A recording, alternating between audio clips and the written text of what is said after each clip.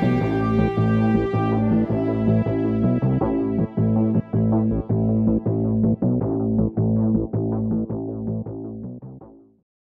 afternoon. It's Monday the 26th of March 2018, just after 1 o'clock. Welcome to UK Column News. I'm your host, Mike Robinson. Joining me again this week is Patrick Henningsen from 21st Century Wire. Welcome to the programme, Patrick. Great to be with you, Mike. And we'll be joined shortly by Mark Anderson from American Free Press. So we're going to start off very quickly straight away, Patrick, with Cambridge Analytica.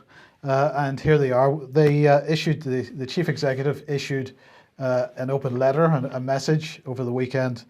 He was announcing that he was going to allow a third-party company in to audit Cambridge Analytica's systems to make sure that none of the Facebook data that everybody has been complaining about last week is still held by Cambridge Analytica. He also says in this letter, we take the disturbing recent allegations of unethical practices in our non-US political business very seriously. The board has launched a full and independent investigation into SCL elections, past practices, and its findings will be shared publicly.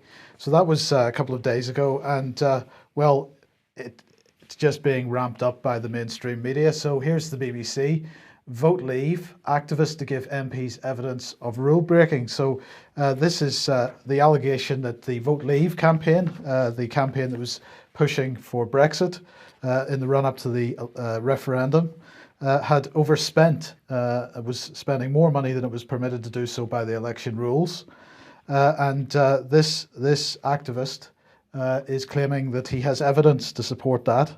This is Mr. Sani. He's saying that his lawyers are going to be presenting recommendations to MPs. He said it's quite literally a matter of democracy, and it's up to people of this country to have a look at the evidence themselves and decide for themselves whether the allegations are false or true.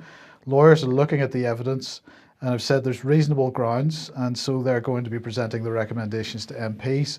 Now, the Electoral Commission are already looking into whether Vote Leave did spend more than it was entitled to during the campaign.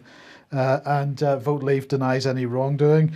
Of course, Vote Leave was figureheaded by Boris Johnson. He said that these allegations were utterly ridiculous.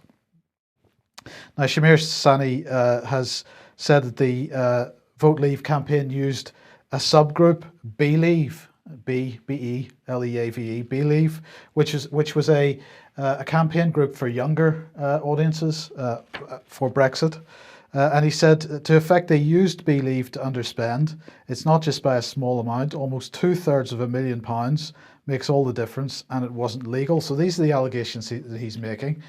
And he is being reinforced. Here is the Beleave website is now down. It's off the internet. You can still get it because the referendum's finished. You can still get access to it via the Wayback Machine and so on. Their Facebook page is also gone. But nonetheless, Sani says they said it wasn't coordinated, but it was. And so the idea that the campaign was legitimate is false. So this is an attack through the mainstream media on the Leave campaign. Now, he told newspapers that most of the donation money that was used by Beleave went to a Canadian data analytics firm, Aggregate IQ, and that company is linked to Cambridge Analytica. And so the mainstream media trying to draw Brexit into this. So this was Reuters from a couple of days ago. What are the links between Cambridge Analytica and a Brexit campaign group?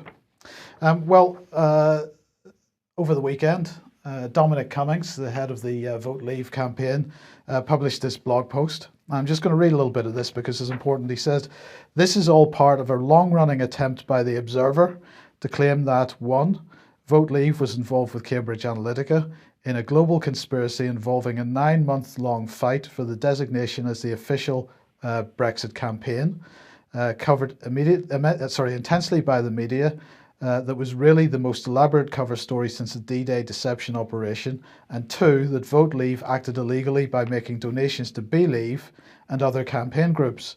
How wonderful then for there to pop up a story combining Trump, Putin, Bannon, hedge fund billionaire and AI researcher Robert Mercer, an ominous-sounding digital company, Cambridge Analytica, led by a gobby Etonian, then smash it together with Vote Leave, Farage and the battle to control the referendum.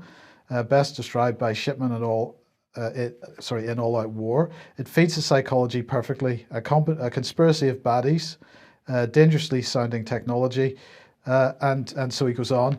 Now, it's interesting that BBC article that I showed you a second ago took some quotes from this blog, but they didn't link to the blog. So they took some key quotes out of it, but you don't get to see the whole story of what this blog says, and what it says is really important, and I suggest that people go and find Dominic Cummings' blog and read this. The headline is "On the Referendum, number 24, Global Conspiracies and a Scooby-Doo Ending?" ? So the BBC didn't link to Dominic Cummings, but they cherry-picked some of his quotes? Correct, absolutely correct. That is such an underhanded, normal practice, by the way. By the mainstream media. They do this often because they don't want to give any traffic or any sort of eyeballs into any dissenting or real good alternative analysis. Well, that's right. And the key point here is that if you only relied on the BBC article, you'd only get half the story, right? So it's important that people go and read this. So anyway, the BBC said that in a blog on Friday, Mr. Cummings denied allegations of links between the campaign and Cambridge Analytica, and said the claims were factually wrong, hopelessly confused, or nonsensical. But if you actually go to this blog, you'll find that that's not what he says at all. That's not what he says at all. He says that in the letters which he lists below, they make a string of claims that are factually wrong, hopelessly confused, or nonsensical. So that's what he says. He doesn't associate it directly with Cambridge Analytica at all. So the BBC has taken that statement out of context. Is that not fake news? That's the BBC propagandizing with a specific political objective. Okay, so he goes on, e.g. they've copied and pasted the wrong bits of emails into emails to different people, rendering some allegations gibberish as they refer to the wrong person. They claim that Believe was registered as a separate company. It was never registered as a separate company. Their whistleblower claims Believe was literally set up by Vote Leave's lawyers. This was allegedly cheating on a grand scale. This is false. It was not set up by Vote Leave's lawyers. Given there was no separate company, there was nothing for Vote Leave's lawyers to set up. They are factually wrong on details like who set up what website, and legally wrong on the implications. They claim that Vote Leave suggested Believe could receive a donation to spend on their own advertisement and projects if they set up their own campaign. Again, getting the chronology wrong. Believe was set up many months before any donation was a possible issue, and at a time when Vote Leave didn't have nearly enough money to do the things we wanted, let alone make donations to others. The whistleblower claims that Believe volunteers had no control over expenditure or authority or to spend even small sums. This was false. Darren Grimes himself paid for various things. They falsely claim that people who were actually locked out of Vote Leave's system in 2016 or early 2017 had access to Vote Leave files and data in 2018. The whistleblower makes other claims about conversations he supposedly had with Dominic Cummings. I won't go into details. He says here, as I understand, there's legal action over this underway, but the account of the whistleblower is strongly disputed. They have accused over a dozen different individuals of the same crimes in different letters, a classic fishing expedition, hoping that in the absence of proper evidence, different people will give contradictory answers and provide evidence of a cover-up. So he's quite specific about the claims that are being made by the mainstream media. And as is usual with these things, there's very little evidence. It's all supposition and sort of joining dots that don't really exist on the side of the mainstream media. But the refutation he's giving here is absolutely clear. This, Patrick, this really began with an Observer article which was published, I think, in October or November last year. And it's been building and building ever since. And he's absolutely right. What they seem to be trying to do here is to build connections between Cambridge Analytica and the fact that Trump ended up being elected, Cambridge Analytica, and the fact that Brexit was a successful campaign. And they're attempting to undermine both. This is the most unbelievable propaganda matrix being built here. So this is the new trend in mainstream media. So what the BBC does and what other mainstream media outlets do now is they make the accusation and then hope to sort of generate some kerfuffle as a result, and then hopefully people will come in and add more information to sort of construct or fabricate some sort of an actual case, or hoping to get some evidence to reinforce the official conspiracy theory. So the mainstream media are in the business of creating conspiracy theories. But what on the political side, Mike, what they're doing is they've created a whipping boy on the right. Much like George Soros was the sort of the left-wing whipping boy for the right, they've now have a whipping boy on the right for the left, which is Cambridge Analytica.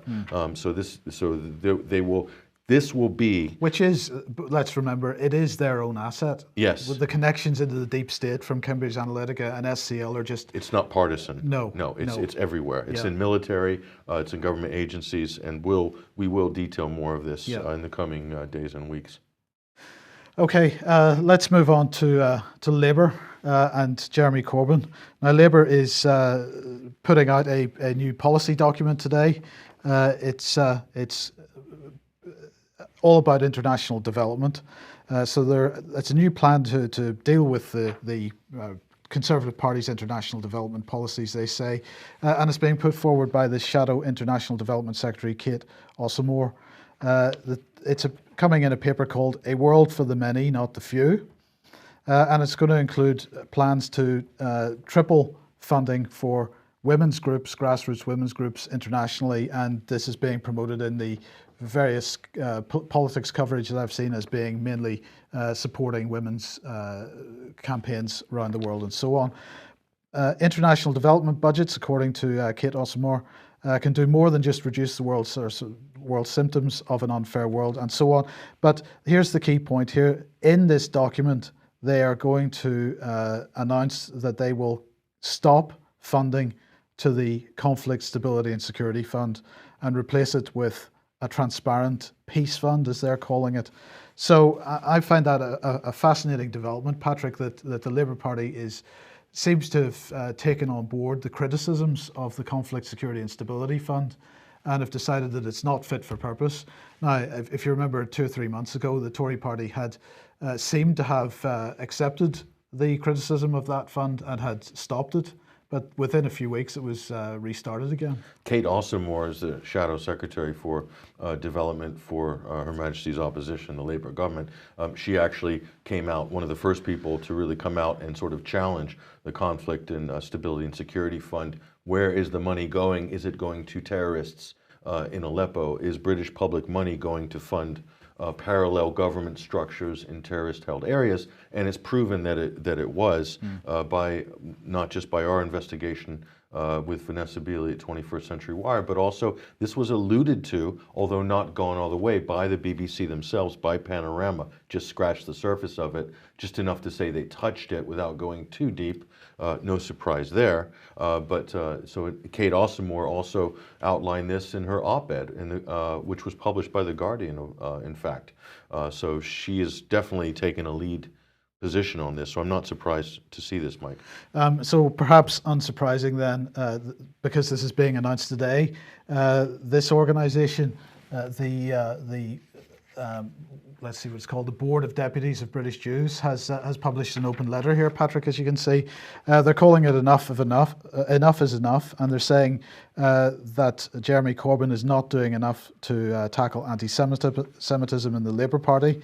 Now, of course, Corbyn himself has said he's sincerely sorry for the pockets of anti-Semitism that he admits exist in the Labour Party. But I'm fascinated at the timing of this, particularly in light of this report and this new strategy with regard to the Conflict, Security and Stability Fund. So this letter, drawn up by the Board of Deputies of British Jews and also the Jewish Leadership Council, they've said that there have been repeated institutional failures within the Labour Party to address anti-Semitism.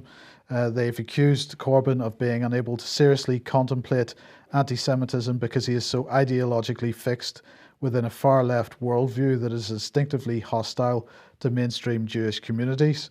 And they say that he has sided with anti-Semites either because of the far-left's obsessive hatred of Zionism, or a conspiratorial worldview in which mainstream Jewish communities are believed to be a hostile entity, a class enemy. Well, they also, by the way, as I just briefly showed you there, have decided to have a meeting outside Parliament this afternoon, just before the Labour Party meeting, which is going to take place inside Parliament, to launch this report. So, you know, really, what are they saying there? The Labour Party has sided with anti-Semites because of the far left's obsessive hatred of Zionism. Look, this is really pretty unfair, and there's no justification for it whatsoever. Jeremy Corbyn has made no secret of the fact that he's pro-Palestinian, that he is criticizing the Israeli government's behaviour in the region. Policy. It's a policy behaviour. Government policy. It is not an anti-Semitic stance that he's taking. No, the sad thing about this campaign, which is a bit of a canard, anti-Semitism in the Labour Party, they're wanting to squelch any criticism of any of the policies of the State of Israel. And I would go further, Mike. Jeremy Corbyn is not pro-Palestinian per se. He is pro-human rights, and he's made it very clear in many of his statements that he wants to see international law and human rights recognized, implemented, and being made available to the people of Palestine in the occupied Palestinian territory. So, and this is a view not just shared by Jeremy Corbyn and other people in the Labour Party, but it's also shared by probably the majority of the population of the planet.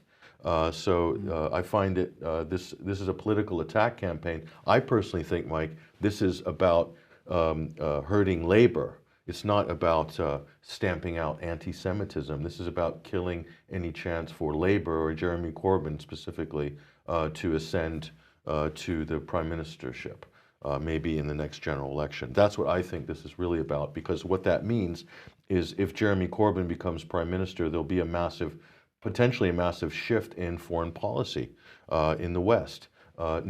Maybe there's a chance for non-interventionism, or maybe there's a chance to reverse the debacle which the US, the UK, and France and others have unleashed in Syria, where they've actually destroyed that country since 2011 with their support for proxy terrorist forces there and just general subterfuge. So that's what I think it's about.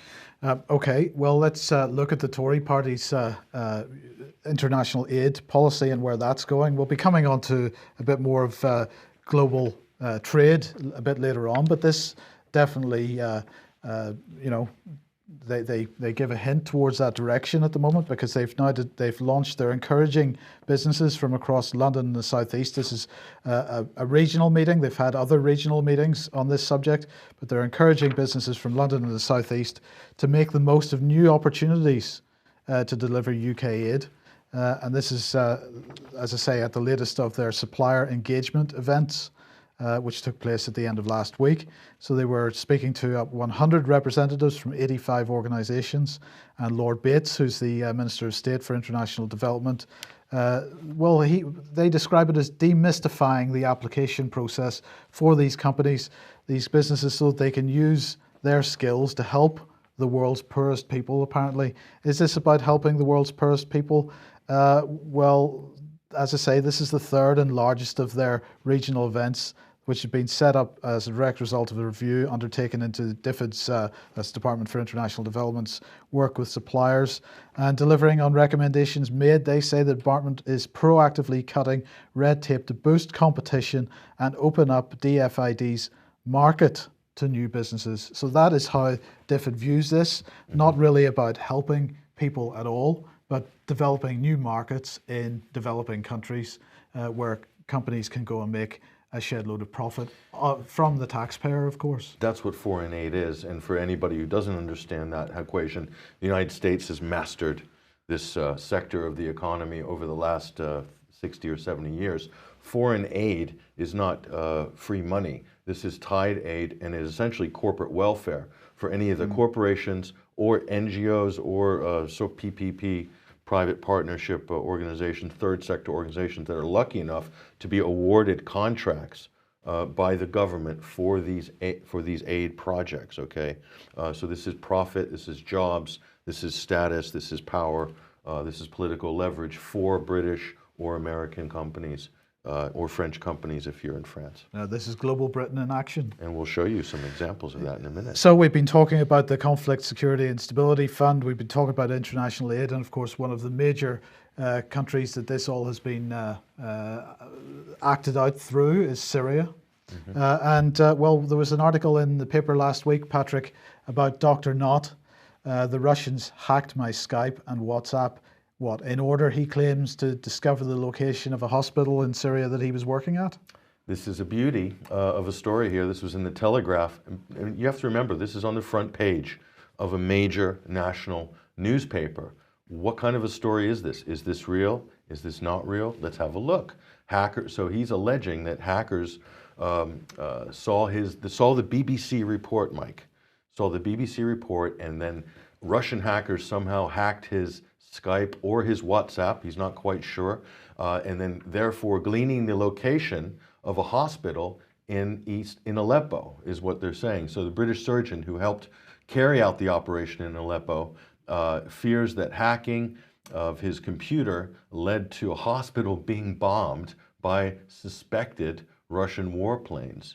But after the footage was broadcast by the BBC, Dr. Nott believed his computer was targeted. He believes it was targeted, Mike, allowing hackers to gain the coordinates of the M10 hospital.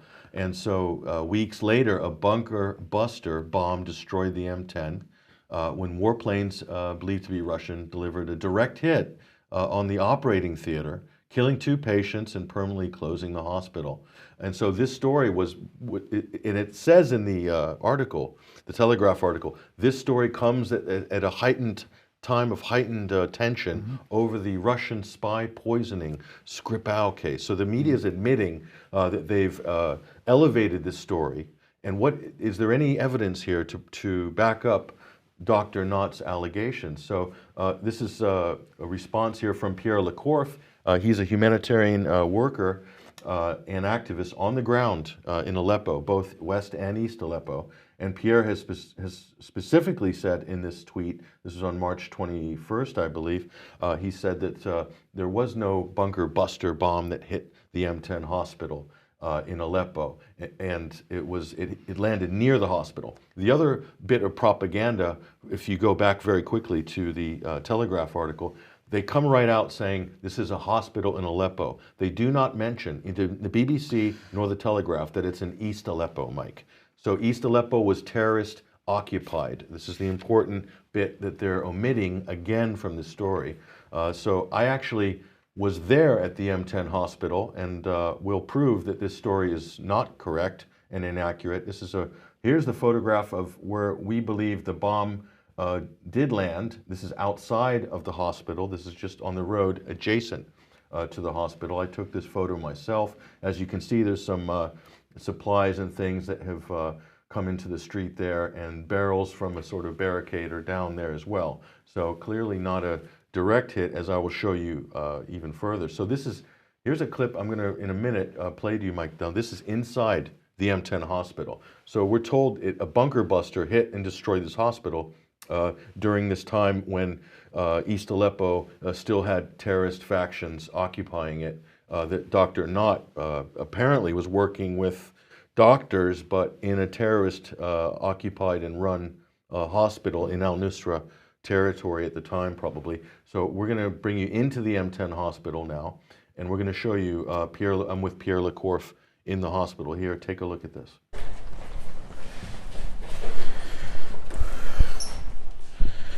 All right.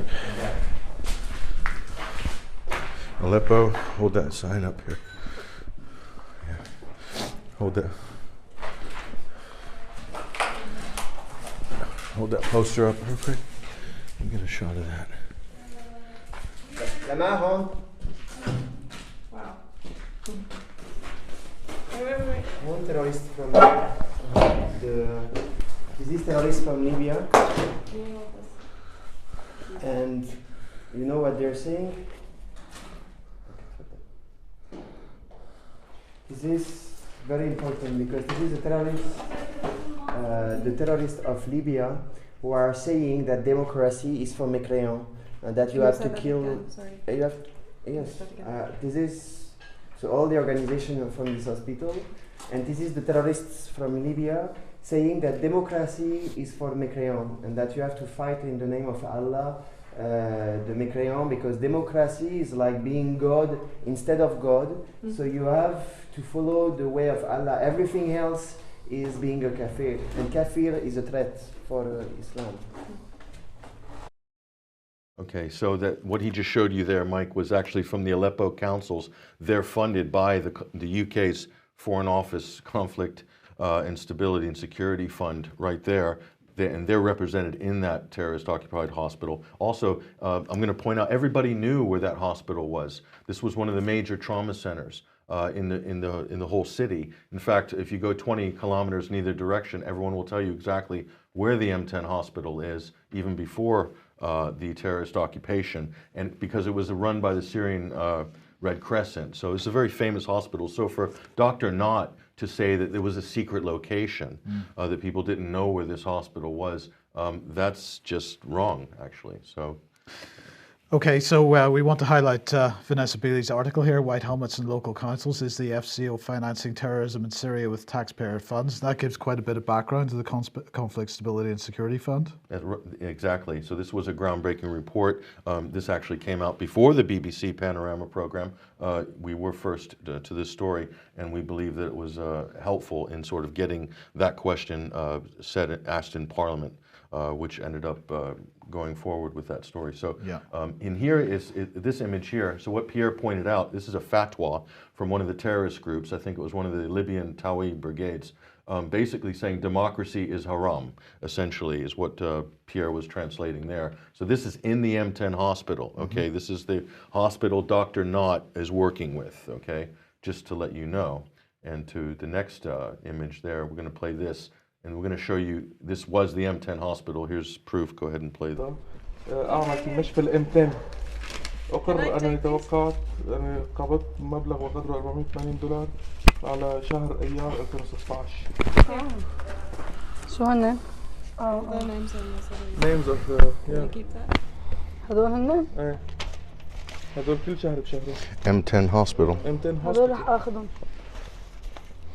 Syrian American Medical Society. Yeah, you can make a copy of this. So that's pretty clear, Patrick. Yeah, and the Syrian American Medical Society has also received support from USAID, among other U.S. government organizations. So, And who else was there then? well, we also have the Qatari Red Crescent, and we'll show you an image of that later, but also Médecins Sans Frontières was also supplying this hospital, and I was in the basement of the M10 hospital, and I'll show you some footage of MSF, Médecins Sans Frontières, supplies into this terrorist held hospital, the M10 in East Aleppo. There's Médecins Sans Frontières, French charity. There's so many of these hospitals who were apparently MSF supported hospitals, they called them. So I guess they supplied them. Project Aleppo Support and Assessment. Wow. And this is a terrorist held hospital, M10 in East Aleppo. M10 hospital, MSF, Doctors Without Borders, Médecins Sans Frontières. So that's Médecins Sans Frontières, but anybody that criticizes Médecins Sans Frontières gets a very hard time from many, many different areas, particularly in the mainstream media. Absolutely, because it's seen as a sort of untouchable brand in terms of charities and so forth. So here's the Qatari Red Crescent. They're not supposed to be operating there. This is paperwork that we found. And we also learned from Pierre that operatives had removed the stickers of the Qatari Red Crescent after the liberation, have come in to sort of scrub up, but they didn't get everything. We got some of the paperwork here. So Qatar clearly also supporting this effort in terrorist-held East Aleppo. There's the paperwork right there.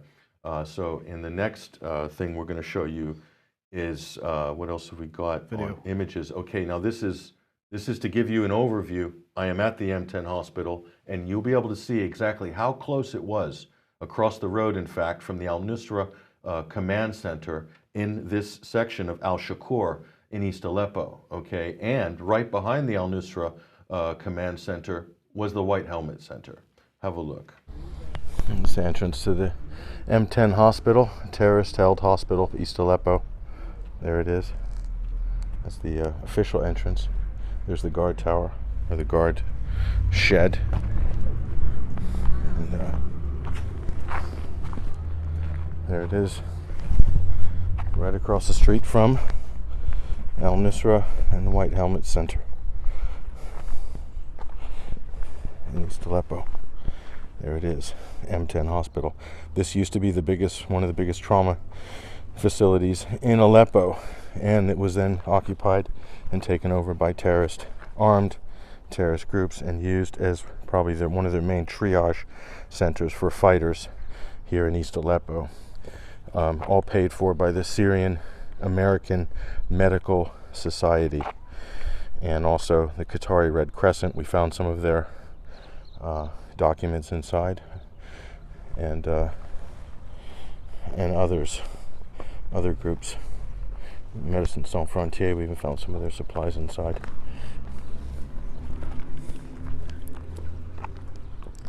That's it. That's an Al Nusra. So that's pretty clear.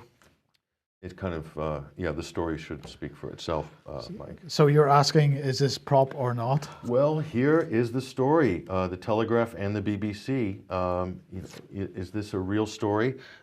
Is there any evidence to say, A, that Russian hacked this doctor's computers and bombed this hospital? In fact, dropped a bunker buster. As you can see, I showed in my footage, Mike, there was no bunker buster dropped on the M10 hospital. So going back there, Mike, what is this? Well, it can only be one thing, Pat. It's fake news. Fake news, yeah. Fake news. So we've got to ask, is the British media, is it in breach of the Terrorism Act in the UK? Because they're apparently pushing forward terrorism or terrorist-related narratives. They're also embedded with terrorists when they report from Syria and other countries. So media on trial in Leeds on the 27th of May, which is a Sunday. Get more details, get tickets from mediaontrial.uk. It's £10 for tickets. There are concession tickets for people that need them. Really, for the price of this, everybody needs to be going to this event. And as you can see by the image there, Mike, the queue has already started. Well, absolutely. That's venue, absolutely. so. You better be quick. And let's also mention the UK Columns Dying for Good Health conference in the Albert Hall in Nottingham on the 12th of May. This has got a fantastic list of speakers. The event page is on the UK Column website now. You can get your tickets there as well. Dr. Lucy Reynolds, Dr. Bob Gill, Dr. Jacqueline Lang, Dr. Yusuf El-Gingdi, Dr. Sarah Gangoli, Dr. Graham Downing, Dr. Patrick Quanton, and Dr. Mark Jones are all speaking at that event. Get along to it, and please help us promote this event. AV9 on the 4th to the 7th of May in the Horwood House Hotel near Milton Keynes. You're speaking at it. Alex Thompson, Brian Gerrish are speaking at it, and a number of other fantastic speakers. So we're looking forward to that as well, Pat. That's going to be great. And also Jay Dyer will be also speaking, from author of Esoteric Hollywood from the United States. Yes. So very excited about that. Okay, now let's move on and bring Mark Anderson into the program at this point. And Mark, we mentioned this article a week or so ago. This is from Politico. Europe fears Trump is out to kill the World Trade Organization. A fascinating article, because what they are suggesting is that the Europeans are concerned about Donald Trump's tariffs that he seems to be wanting to put on foreign sourced steel and aluminium. But as you read down this article, what they seem to be talking about more than that is concerns over the possibility that Trump is out to get the World Trade Organization, and particularly the dispute resolution mechanism, which gives the World Trade Organization jurisdiction over certain trade matters. Yeah, this is very interesting, guys. I was reading through this, and interestingly enough, Richard Haass, the president of the Council on Foreign Relations, recently addressed the House of Lords panel led by Lord Howell. And what he told the panel, Richard Haass told them, was that due to the advent of the Trump presidency, that there seems to be a pulling away from the global order, the liberal rules-based world order that came out of World War II, which is the touchstone of the current globalist, internationalist, one world regime in terms of trade, in terms of military, in terms of monetary systems. And Trump is, according to Haas, according to what he told the House of Lords, pulling back from the TPP, pulling back from NAFTA, and as we're talking about here, Mike, pulling back from the WTO and creating waves. Now, one can argue how genuine Trump is about really pulling out of these things along with the Paris Agreement.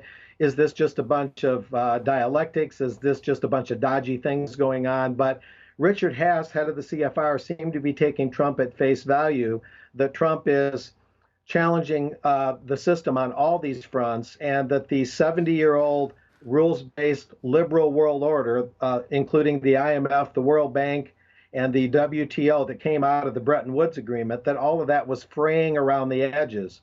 So in the WTO realm, according to this article, which came out of Politico, Trump is, basically trying to exert a lot of leverage. He's trying to go it alone. He's holding the system hostage. And now they're even going so far as to say that Trump is trying to basically trash the WTO's investor dispute system, the investor dispute tribunals, and that he's really rebelling against the whole WTO regime. And that's the trade commissioner for the EU, Cecilia Malmström. She reckons that Trump is not just rebelling, but trying to bring a wrecking ball to the whole WTO system. So when you listen to Cecilia Malmström and you listen to Richard Haas, they're saying that now we're going to get a World Trade Organization 2.0, a NAFTA 2.0, and a TPP, Trans-Pacific Partnership 2.0, all because of Trump's apparent rebellion against this 70-year-old world order. And we're probably going to end up with the TTIP 2.0 as a result of Brexit. Yeah, that's correct. So there's this reorientation going on. It's hard to read exactly what's happening and exactly where it's going to end up right now. Right now, we're right in the middle of the waves in the ocean, you might say, and all these things are being acknowledged by the House of Lords panel led by Lord Howe, acknowledged by the CFR led by Richard Haas. And so it's just a question of what is Donald Trump up to here? Is he just playing a role to help bring about a 2.0 in all these areas? Is he being a useful idiot, you might say? Or is Donald Trump, as many believe, being a real rebel, a genuine rebel against these post-World War II institutions?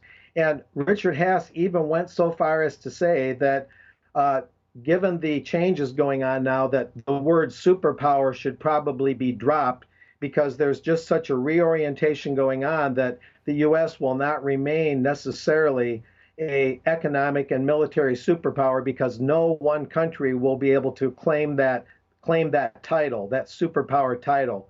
I believe that originally came out of the Rand Corporation, the word superpower. It's like a strategic moniker. But at any rate, there's this major reorientation going on, and the one worlders are very concerned about it and very concerned about Donald Trump's role in it. As I recently wrote on the UK Column website, there's this new investor court system, the ICS, that's replacing the old investor state dispute mechanism, and they're trying to make the new system universal. So one thing that could come out of this is a acceleration of making the investor court system, entrenching that and embedding that around the trade regimes around the world in a faster pace to try and hold everything together, because the old dispute tribunal is falling apart. But there's a lot of things going on. It's pretty multidimensional, but yeah, tariffs is just more of a mechanical, or more of a nuts and bolts kind of argument going on. What's really going on is this whole reorientation of the trade regimes and Trump's role in it, and Trump upsetting the apple cart, according to the establishment themselves. So it's pretty interesting, and there's a lot to watch for in terms of where all this is going to end up. Yeah. Okay. Thank you for that. Now let's just bring Lord Ahmad in, because Mark, you mentioned useful idiots. Well, he certainly is one. Well, on Friday, apparently the United States indicted 9 employees of the the Mabna Institute based in Iran, allegedly for a global hacking campaign which targeted universities, including in the United Kingdom. And so the National Cybersecurity Centre assesses with high confidence, this is very similar to the Skripal situation, Patrick. To everything. With high confidence that the Mabna Institute are almost certainly responsible for a multi-year computer network exploitation campaign targeting universities in the UK, the US, as well as other Western nations, primarily for the purposes of intellectual property theft. And so on Friday, they took that action after US law enforcement indicted other employees of Mabna Institute in November 2017 for a hack and leak operation against TV company HBO. But what they've done then is that they have launched a new campaign. I'll come on to that in a second. The UK government has judged that the Mabna Institute, based in Iran, was responsible for a hacking campaign targeting universities. And so they say that they welcome US indictments. Lord Ahmad says this. It demonstrates our willingness and ability to respond collectively to cyber attacks using all levers at our disposal. And so they are, well, what are they going to do? Well, here's one of the things that they're going to do. They are going to launch a cybersecurity export strategy. And Liam Fox has done that today. And he said that today's strategy will help the UK's 800 cybersecurity companies win contracts that provide security for high-profile international buyers and protect networks across the world. UK cyber exports total £1.5 billion in 2016. He wants to see that going up. So this strategy follows the Department for Digital Culture, Media and Sports investment in 2 world-class cyber innovation centres in Cheltenham and in London. And this groundbreaking partnership between government and tech startups will develop world-leading technology to protect the UK and organisations overseas from cyber attacks. Now, what I want to get from you in a second, Patrick, and from Mark is an idea of what your thoughts are on this, because we're seeing these so-called groundbreaking partnerships between governments and the private sector, between the government and the private sector being developed in many areas. This is just one of them. But anyway, just to finish this off, what they're saying here is that the cybersecurity export strategy sets out 3 commitments from the Department for International Trade to UK cyber companies. 1, in priority markets, Department of International Trade will act as a trusted advisor to support UK companies bidding for major opportunities, primarily selling to overseas governments and critical national infrastructure providers. Number 2, they will curate bespoke offers for the top buyers in these sectors worldwide, running trade missions and pitching UK companies to address identified capability gaps. And 3, to showcase the best of UK cybersecurity, updated branding and marketing will be developed and deployed around the globe alongside cybersecurity content on great.gov.uk. Now, the point I made to you earlier, Patrick, was that this isn't about steel widgets, right? If this was about steel widgets that somebody was going to use in a bridge, then I could understand maybe the government assisting developing a market or whatnot. But what we're talking about here is something which private companies, which may or may not have extremely tight, close links into GCHQ and MI6 and the British deep state. And so what we seem to be saying here is the government acknowledging that they are helping to promote potentially technologies which will help the government actually with their foreign policy or their spying operations or whatever it is in foreign countries. Am I being too cynical or too silly about this? I can't imagine what the sort of tech cybersecurity startup boom in Cheltenham would have anything to do with GCHQ. That's just a wild conspiracy theory there, Mike. But it's not only that, it's about exporting British personnel to do essential infrastructure security in overseas countries. This is what the United States has been doing this for years. This is called outreach. And this is how the CIA has developed a whole network of front companies internationally in every single country pretty much on the planet and created this very robust intelligence gathering network. But when you add this in with the age of super surveillance and big data gathering and processing, this gives another dimension to this intelligence network. I think, in terms of the 5, 6, 7, 8 eyes, 9 eyes system, 100 eyes, 200 eyes, a corporatized version of what the state's doing. It's morphing with various corporate entities here to create a massive network. Mark, briefly, thoughts?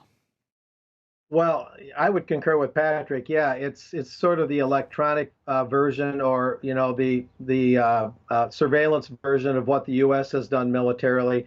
We export democracy, we export our military, we patrol the globe. The CIA for years has built this spy infrastructure, and what you're describing here seems to follow suit with that.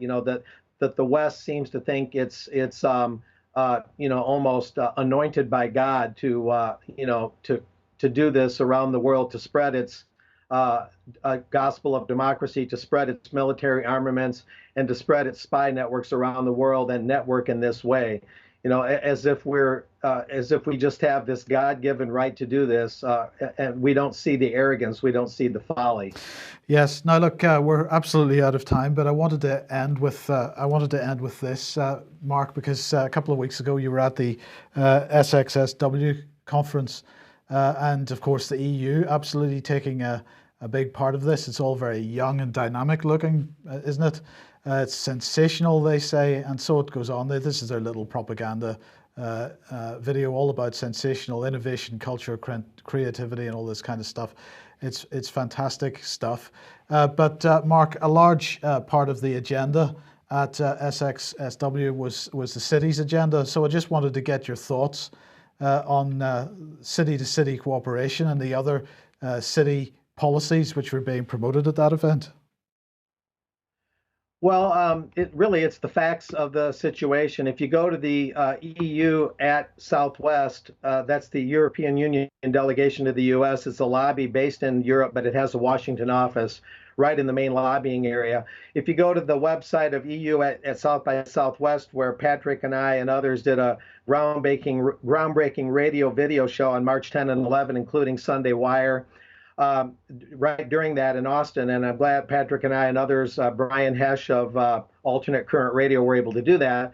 If you go to the EU at South by Southwest website, it leads to the International Urban Cooperation of the European Union, which leads to others. And as you go from website to website, link to link to link, you see that the International Urban Cooperation Program, it's the city-to-city cooperation on sustainable urban development, and now they're having cities matched with each other, and they've been given a March 30th or March 31st deadline for cities that are already involved to find their sister cities so they can compare policies and compare experiences to build the global cities movement. And you have the sub-national action under the Global Covenant of Mayors. So there's the Global Covenant of Mayors popping up under the IUC, which pops up under the EU at South by Southwest. And you see the chain being formed here. And as you comb through it, and I'm giving you the brief version, and then you have your city-to-city cooperation, and so on and so forth. And right there it is. As you go through this, you find the direct ties to the UN 2030 agenda, and also the new urban agenda, the Zendaya framework, and the Paris Agreement, and all of it is linked in a chain by their own words according to their own website. So nothing we've been saying going into South by Southwest and now coming out of it, none of this has been theory. We're finding the links and all the evidence right in their own websites. And the sustainable development part of global cities will include, of course, as I said, the UN 2030 thing, and that's no poverty, zero hunger, good health and well-being, quality education, reduced inequalities, sustainable cities and communities. They've got all the artwork and all the bells and whistles about this. Climate action, of course, and these are the specific areas: life below water, life on land, partnerships, peace, justice, and strong institutions. None of this, of course, is, or not all of this, I should say, is necessarily bad or evil, but it's the context and the construct that's being put together that's so highly questionable. And I think when Richard Haas of the CFR told the House of Lords that the global system, the 70-year-old global system in the wake of World War II is starting to fray around the edges, the global cities movement is the way that they're coming at this to sort of arrest that decay and try and put the one world system back in order by leaving the upper level and now going to the cities level and working it from the bottom up rather than the top down, because the top down is failing. So the global cities movement, in my opinion, this is my working theory, is a way to sort of arrest or slow down the decay they're seeing at the top, because now they're going to try and repair it and reinstitute the one world system, reorient it through the global cities movement, moving from the bottom up rather than the top down. And these are the talking points and the bullet points and the different websites, and this is the different things they're up to. I know we're winding up today and we don't have much time, but that's sort of an overview of the bullet points that's going on. Yeah, just briefly, Mark. I mean, the key point here is that is fundamentally changing the relationship between us as individuals and the institutions which govern us, the nation state, and they're taking decision-making powers and devolving those to lower levels, apparently lower levels, but in fact what they're creating is city regions and city states, which effectively make the idea of a nation state and a national government irrelevant. Yeah, you know, Niall Ferguson, the Oxford-educated historian, who's a pretty bright guy. He's an establishmentarian, but he's Scottish-born, Niall Ferguson. He spoke to the Chicago Council on Global Affairs just this past Friday, and he spoke about the social media networks and how they would appear. At first, they appeared that they would decentralize communication on the internet. They would make everybody, they give everybody a voice. The internet would be totally egalitarian. Cyberspace would be democratic. But what he found out, and he was critical of this, not just us, but even he was critical of how Facebook has become an unchallengeable monopoly that market forces alone cannot take down. The same thing with Google and Facebook, and YouTube and all that. And he was saying that these entities would look decentralized and gave us the impression the internet would be almost immune to monopoly, but in fact it ended up being more centralized and more prone to monopoly than ever. And he didn't make this analogy, but I'm drawing from this. The global cities movement as well would make us believe that the world is going toward a more decentralized model, when in fact, just like the social media lesson that we've learned, now we can draw from that the conclusion, or almost conclusion, that what looks like a decentralized global cities program, what looks like a devolving of power, returning power to the people, in fact, is the exact opposite, as what happened with social media. That's a fantastic point. And just to add to what Mark says, and just to finish up, what you'll find in big cities, and a few people would probably disagree if you actually look at the demographics and how people vote and how people stand on issues, it kind of very homogenous politically, tend to lean towards the more sort of uber progressive and liberal progressive end of the political spectrum on so many different issues, and that's repeated globally, Mike. So that's irrespective of any national boundaries. So in terms of the monoculture, the city-state movement would be perfect in that respect. Yeah. So I just want to add that. Yeah, fantastic, Mark. Just very briefly, please. Yeah, I just want to accent what Patrick said. As the cities interact on the city by city program, and as this thing spreads, they are all sharing the exact same ideology. It's not as if the cities are repairing their infrastructure and making better mass transit and making themselves better places to live with their own specific little cultures and going their own way ideologically in their belief systems. This is a cloning of the same exact uber progressive, one world, postmodernism kind of thinking. It's homogenous. It's not real diversity at all. They all want to think the same way, and they want to exclude populist or right-leaning thought totally, completely eradicate it, as they're saying in their programs. So it's homogenous. It's homogenization. It is not real diversity. It's not real democracy at all in the culture and the belief system. Yeah. Okay, thank you very much. We're right out of time. Thank you, Mark, for joining us. Thank you for joining us, Patrick. As I say, we're out of time. So we will be back at the same time, 1 p.m. tomorrow. We'll hope to see you then. And in the meantime, thanks very much for joining us. Bye-bye.